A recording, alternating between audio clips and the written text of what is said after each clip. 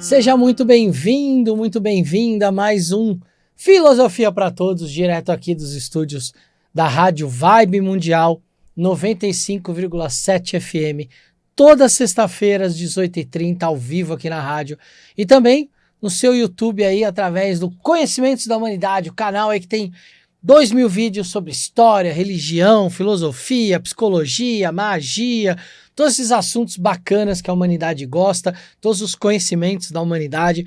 Conhece lá o nosso canal, se você ainda não conhece, tem muito conteúdo bacana. E hoje eu quero começar já com uma frase polêmica, que é: o cristianismo, ele é uma mitologia. E isso, em geral, deixa os cristãos muito bravos, porque os cristãos aprenderam que mitologia é sinônimo de uma história, uma crença antiga, de algo que não existe. Então, por exemplo, os gregos, com a mitologia grega, acreditavam dentro da mitologia nas histórias dos deuses, como Zeus, como Apolo, como Atena, como Afrodite, como Hera. E aí, para os cristãos, então, tudo isso que sai do cristianismo é mitologia, e o cristianismo não é uma mitologia. Bem, a má notícia para os cristãos é que o cristianismo também é uma mitologia. Porque mitologia, gente, é o estudo das crenças de um povo. Vou repetir. Mitologia é o estudo das crenças de um povo. Ou seja, se você tem uma crença e você faz parte de um coletivo e essa crença gera histórias e tem um corpo de histórias, você está dentro de uma mitologia. Ou seja, a mitologia não quer dizer que algo é necessariamente inventado ou mentira. Todas as religiões da Terra são mitologias. Não no sentido de que elas não são sagradas, não são divinas, ou o fato de ser uma mitologia dizendo que aquele Deus não existe. Não é isso. O termo é só o termo designado para um corpo de crenças que constitui as crenças de um povo. Então, quando eu pego, por exemplo, no cristianismo, a Bíblia, com todas as histórias que tem na Bíblia, Daniel na cova dos leões, a Arca de Noé, Adão e Eva, o assassinato de Abel por Caim, todas essas histórias moldam o cristianismo, certo? Muitas das coisas que você ouviu falar do cristianismo, coisas que você pratica dentro do cristianismo, são coisas que vieram moldadas por essas histórias. Vieram moldadas no sentido de que se moldou ali uma ética cristã baseada nessas histórias. Você vai aprender com essas histórias a como se comportar, porque tem as histórias que dizem, isso aqui Deus gosta, isso aqui Deus não gosta. E aí você vai aprendendo a se comportar dentro do cristianismo através daquelas histórias. Ou seja, essas histórias, reais ou não, elas têm uma função que é educar sobre aquela religião. E aí, quando a gente tem isso, quando a gente entende que todas as religiões são um corpo mitológico, porque elas têm as suas histórias para ensinar, e de novo, sendo reais ou não, não importa, elas estão ali para ensinar um comportamento ético e moral. Quando a gente entende isso, a gente percebe que dentro também das religiões, a gente vai ter filosofia. A filosofia vai estar presente dentro dessas religiões. A questão que acontece normalmente com a filosofia é que desde os pré-socráticos, ou seja, os filósofos anteriores a Sócrates, mas também por causa de filósofos como Sócrates, Platão, Aristóteles, Pitágoras, a gente vai ter a filosofia como uma coisa muito grega. Até o próprio nome, né? Filosofia vem do grego, é um amor pela sabedoria, pelo conhecimento. Mas a Grécia não era o único país onde a filosofia era aplicada. Talvez ela tenha cunhado o termo, mas ela não era o único país onde isso acontecia. Quando a gente pega textos antigos na Índia, por exemplo, os Vedas, eles são textos filosóficos. E eles são, talvez, os textos religiosos, filosóficos mais antigos que a gente tem notícia. E eles são extremamente filosóficos. Por quê? Porque além deles serem um corpo mitológico de crenças daquele povo, eles também ensinam éticas e morais ali de comportamento e também trazem perguntas, questionamentos, respostas físicas e metafísicas. Metafísicas no sentido daquilo que vai além do físico, aquilo que está a mais do físico, aquilo que talvez esteja num plano mental, no plano das ideias, no plano astral, no plano espiritual, qualquer um desses planos. Nós aqui no Ocidente, nós acabamos sendo influenciados demais pela filosofia grega, porque a gente, com o fim ali da crença nos deuses gregos e romanos, e o cristianismo crescendo e tomando principalmente toda a Europa, o cristianismo vai abafar essas crenças antigas e vai se tornar a crença principal. E durante um período o cristianismo tinha alguns filósofos, alguns que eram gnósticos, alguns que não eram gnósticos, outros eram ortodoxos, inclusive isso foi depois gerando divisões dentro da própria igreja, né? Mas você tinha ali os primeiros filósofos cristãos tentando dar um corpo mitológico para o cristianismo. Porque sem essa filosofia como base, não tem como uma religião se sustentar. Se você pega o judaísmo, você vai ver que tem lá um monte de rabinos filósofos. Se você pega o islamismo, nossa, tem milhares de filósofos dentro do mundo árabe que eram muçulmanos. A gente acabou sendo muito influenciado aqui porque, a partir de determinado momento, os textos gregos sumiram. Ficaram sumidos, foram destruídos, né, com o crescimento da igreja, porque eles falavam de coisas que eram contra os dogmas da igreja, como, por exemplo, ser feliz. Tem um texto de Aristóteles que fala sobre ser feliz. Esse texto era um texto proibido. Porque como assim ser feliz? Ser feliz no sentido de que a vida aqui poderia ser boa. Não, aqui é uma vida de penitência, de sofrimento, para que você passe por tudo isso e aí sim, com a recompensa da vida eterna, você poder galgar um lugar no paraíso.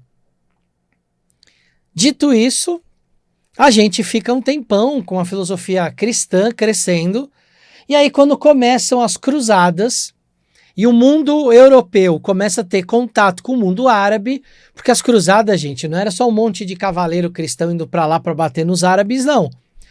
Quando tem a primeira cruzada e eles vão até a primeira, segunda, terceira, enfim, são várias cruzadas. Mas ali nas primeiras, você tem a reconquista de Jerusalém, a reconquista, né? Porque nunca foi dos cristãos, mas enfim, tem a reconquista de Jerusalém.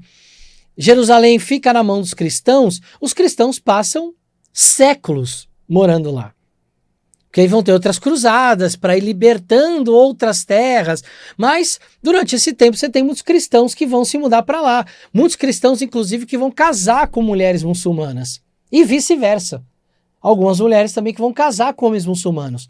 Então você tem, inclusive, descendências nessa época. Esse contato, ele se torna um contato muito culturalmente rico.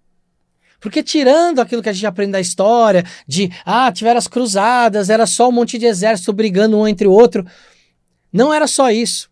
Existia comércio. Vamos lembrar das cidades-estados italianas, como Gênova, Veneza, que que navegavam lá para fazer comércio com os árabes, até porque a Rota da Seda vinha por ali. Você tinha, então, um caldeirão cultural acontecendo ali no Oriente Médio nessa época, por causa da cruzada e também por causa dessa troca cultural. O que os cristãos acharam lá? Começaram a achar nas universidades árabes. Pra vocês terem uma ideia, gente, Bagdá tinha hospital que fazia cirurgia com anestesia, enquanto na Europa a galera não sabia fazer cirurgia direito. Normalmente era amputação, era o que resolvia quase tudo lá. Então, enquanto a cultura árabe floresceu, era uma cultura riquíssima, e a cultura europeia estava nesse momento de uma religião extremamente impositiva, e aí foi se fechando, né? Então o conhecimento ele estava fechado na mão de poucas pessoas, que eram os clérigos, né? A classe sacerdotal. No mundo árabe esse conhecimento era amplamente divulgado, através de poetas, poetisas, médicos, médicas, professores universitários, professoras, filósofos. E aí os cristãos encontraram no mundo árabe os textos gregos de Aristóteles, Platão, Sócrates. Trouxeram isso para a Europa. E foram os monges, alguns inclusive famosos, como São Tomás de Aquino, Santo Agostinho, que começaram a traduzir esses textos. São Bento era mais cabeça aberta. Mas esses caras começaram a traduzir esses textos e começaram a ter contato de novo com a filosofia grega. E é daí que vai vir, de dentro da própria igreja, que vai vir o Renascimento, que é uma recriação no mundo grego. Michelangelo, Rafael, Donatello, Leonardo, não são só as tartarugas ninjas, são mestres renascentistas que vão recriar a filosofia grega através da arte, da pintura. E aí, depois do Renascimento, abre espaço para vir o Iluminismo, que aí vem a ciência, o método científico, todas as coisas que a gente conhece, que a gente aprendeu. Mas olha que interessante. Para nós, então, esse renascimento, ele não foi só o renascimento de uma arte, que inclusive a própria igreja foi uma das maiores patrocinadoras do Renascimento, né? A gente vai ver, principalmente na Itália, as pinturas desses mestres renascentistas por todas as partes, esculturas, pinturas, quadros, enfim. Os próprios mecenas italianos também, né, que vão erguer isso. Mas não é só a arte, vem a filosofia de volta. E essa filosofia vai acabar dando origem, pós-renascimento, também ao método científico, a pensar o mundo de uma maneira diferente. A gente vai ter, inclusive, cientistas religiosos, né? O Mendel, né? Que vai trabalhar na área de genética, era um monge. Por quê? Porque eram os caras que tinham acesso ao conhecimento, e aí eles começam a trazer isso para dentro da igreja. Uma coisa que é muito curiosa, na época do Galileu, do Copérnico, né? Que estavam ali discutindo que a Terra girava em torno do Sol, e a igreja deu fim ao Copérnico, mas o Galileu foi lá, pediu desculpa, se retratou. Nessa época, não é que a ciência era protegida, era proibida, gente. A ciência, ela podia ser praticada, desde que fosse dentro da igreja, com as regras da igreja. O que era feito fora da igreja, fora da supervisão da igreja, aí era considerado herético, era considerado fora da igreja. Aí era ruim. Mas existia ciência dentro da igreja. Enfim. Quando chega o mundo moderno, a gente começa a olhar para as religiões como algo que é um corpo metafórico, simbólico, e muitas pessoas dentro das religiões olhando ainda a religião como algo literal. Então não é realmente construir uma arca em que ele colocou um casal de cada animal que existe hoje, e é isso que aconteceu. E tem gente que já entende que isso é uma metáfora, que isso tem a ver com entender a origem, de onde vem a estrutura que criou aquela metáfora, aquela história, para que compusesse um corpo mitológico e um corpo mitológico que funcionasse. Mas olha que interessante, quando a gente fala, voltando ao nosso começo, né? Quando a gente fala para um cristão que o cristianismo é mitologia, ele fica bravo, porque ele entende que isso é uma mentira. Mas ele chama, por exemplo, a religião dos indígenas brasileiros originários de mitologia. E só que não no sentido de ser uma mentira, porque para aquele povo, aquilo é uma verdade. Aquilo é o corpo que compõe a cultura daquele povo. As histórias, as lendas, tudo isso compõe a cultura daquele povo.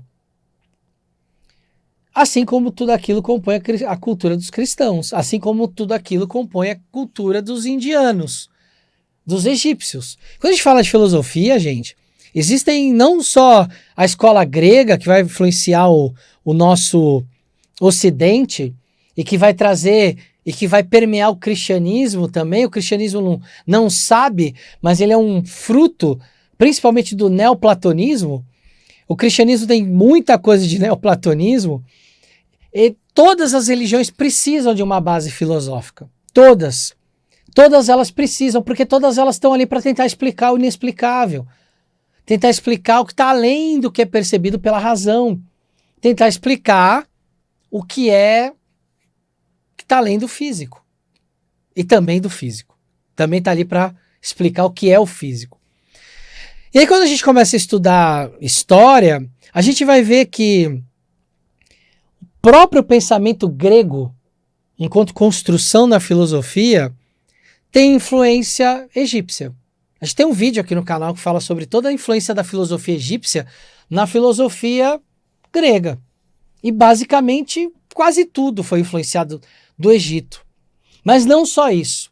Porque na antiguidade, a gente quando estuda no colégio os períodos históricos, os países, não sei o quê, a gente estuda separado, né? A gente estuda o Egito, a Grécia, Roma. Só que essas coisas existiram ao mesmo tempo. Enquanto os gregos existiam, enquanto existia um Sócrates, um Platão, um Aristóteles, existia o Egito.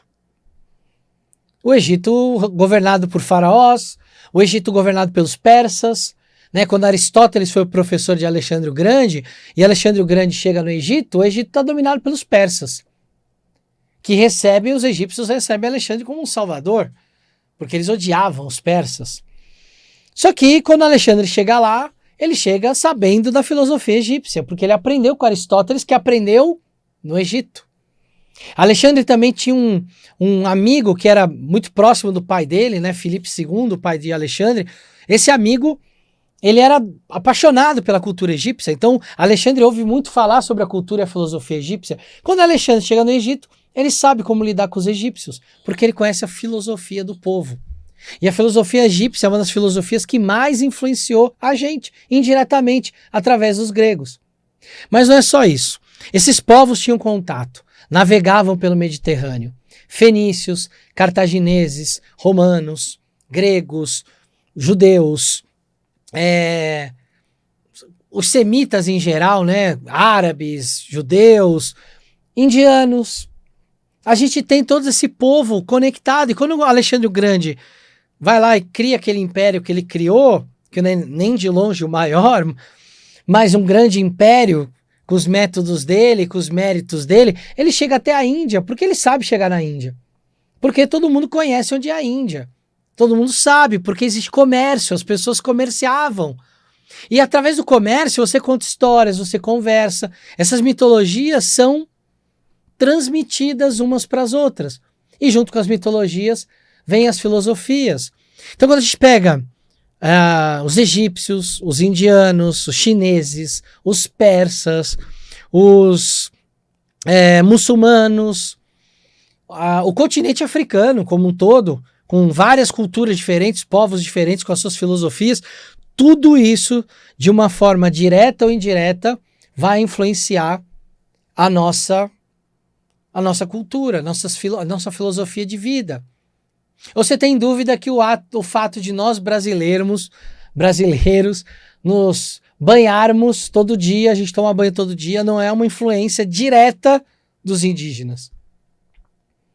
Total, os portugueses quando chegaram aqui olharam e falaram, pô, os caras tomam banho todo dia.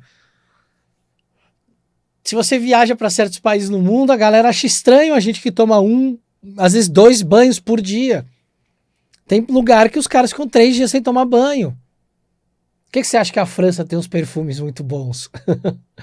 Claro, eu não vou generalizar, não são todos os franceses, mas é uma característica cultural, filosófica que esses povos têm. Nós não, mas a nossa influência vem dos indígenas, eles não tiveram isso lá. A gente teve isso aqui, isso influenciou a nossa filosofia de vida. A gente tem essas influências acontecendo o tempo inteiro. Quando a gente pensa, por exemplo,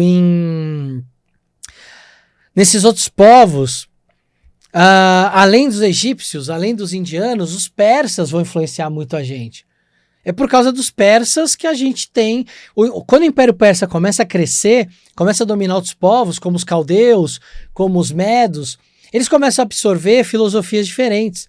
É por causa dos persas que a gente divide as horas em 60 minutos. Os minutos em 60 segundos. Eles criaram esse sistema heximal, de dividir inclusive o céu em ângulos de graus divisíveis por 2, 3 e 6. Por isso que a gente divide o céu em 360 graus. ou a linha do horizonte em 180? Por causa desses povos, dos caldeus principalmente. E aí a gente vai aprender astronomia, astrologia, agricultura, irrigação, predição de época de cheia, tudo isso por causa do desenvolvimento de um pensamento crítico, de um amor pelo conhecimento, que vai trazer para nós, enquanto humanidade, a capacidade de observar a natureza e compreender a natureza. Isso foram os persas. Mais um monte de coisa que os caras vão trazer, né? Os egípcios inventaram o calendário. A gente tem coisas que são de milênios atrás, que a humanidade, nossos ancestrais inventaram lá atrás e que a gente não entende que essas coisas nasceram por um amor ao conhecimento, por uma observância à natureza, a como a natureza se comporta, a como a natureza pode nos ensinar a viver melhor nesse planeta. Isso deveria servir para todas as filosofias, todas as religiões, de entender que todas elas são mitologias, terem orgulho de serem mitologias, no sentido de que é um conteúdo cultural que foi criado para designar a crença de um povo, que independente de você acreditar naquilo ou não, entender que o que você acredita também é uma mitologia, no sentido de que ela é isso. Olhar para a religião do outro e desmerecer a religião do outro, chamar a religião do outro de mitologia, chamar a religião do outro de mitologia no sentido pejorativo, de que é uma mentira, de que aquilo não existe, é não olhar para a própria crença, porque a sua crença também é uma mitologia. Se você trata a mitologia do outro como pejorativo, como uma mentira, algo inventado, algo que não existe, a sua também vai ser tratada da mesma forma. Muito comum, né, dentro do cristianismo, não, só existe um Deus verdadeiro, só existe a minha religião. E é uma crença pessoal, uma crença de uma parte da população do mundo, né? Se a gente for olhar o que tem de muçulmano, o que tem de hinduísta, é uma quantidade enorme, o que tem de budista. São religiões que também têm suas crenças. São formas de expressão da religiosidade humana. No fim, todas elas dão no mesmo lugar. Negar isso é não conhecer a história da religião. Negar isso é não conhecer que todas elas, em essência, buscam a mesma coisa, que é a filosofia, que é entender, através do estudo das religiões, o porquê que a sua religião se formou daquele jeito e, principalmente, qual é a filosofia por trás dela. Qual é a filosofia que embasa ela? Gente, religião cristã tem um monte de filósofo. Né? Já citei dois aqui, Santo Agostinho e São Tomás de Aquino. Existiam, dentro do cristianismo, se a gente sai do catolicismo ainda, tem mais um monte de filósofo que era cristão e que vai tratar de teologia cristã. Gente, a gente tem filosofia da religião dentro do cristianismo, teologia da religião do cristianismo, ciência da religião dentro do cristianismo. Não é uma religião só que ela é, acredita aí. Não, vamos entender, vamos compreender, vamos estudar. Eu gosto muito, tem alguns pastores, reverendos, padres que eu converso, e que eles são muito abertos, no sentido de, não, eu sei que isso aqui é uma metáfora, e eu estou estudando para ensinar para as pessoas o que é que isso quer dizer, porque a mensagem verdadeira de Deus está aqui. E a mensagem não é, constrói um barco e coloca um casal de cada animal lá dentro. A mensagem está muito atrás disso. Para quem estuda a ciência da religião, sabe o que é que Deus quis dizer através daquela passagem. Fica a dica, então, de estudar a filosofia, de olhar para o corpo de crenças de qualquer religião, inclusive a sua, entender que é uma mitologia e que isso não desmerece a sua religião. A gente se vê semana que vem, mais um Filosofia para Todos, direto aqui dos estúdios da Rádio Vibe Mundial 95,7 FM. A gente se vê lá. Um beijo no coração de vocês e até a próxima.